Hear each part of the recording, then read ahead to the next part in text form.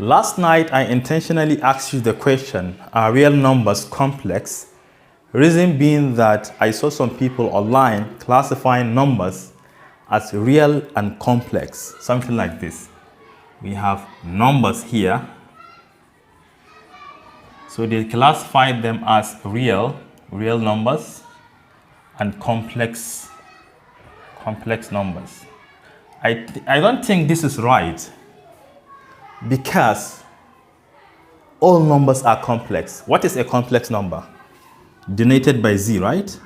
It is equal to what? A plus bi, for which both a and b are all real numbers.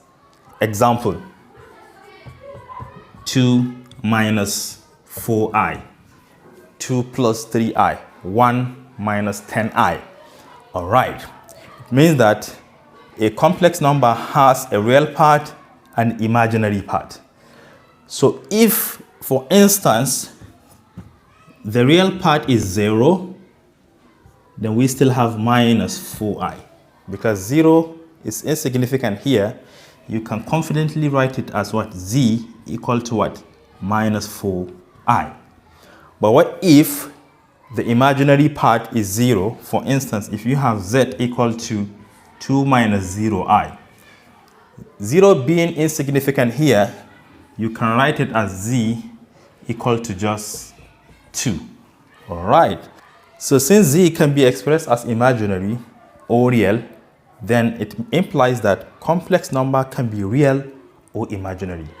So the best way to classify numbers are this. Instead of calling them numbers, you can even call them complex numbers. Then complex numbers should be what? Real and imaginary.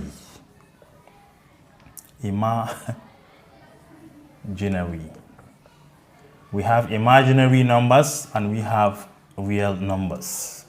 Yes. Then you can move further. Real numbers are classified into what? Rational and irrational, right?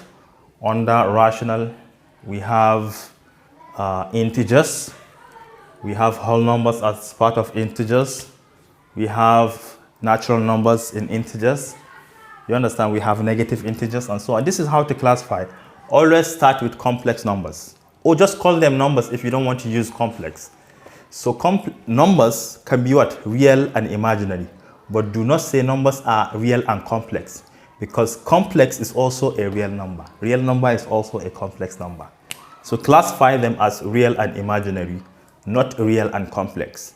But if you like, you can attach complex here, because all numbers are complex. Yes.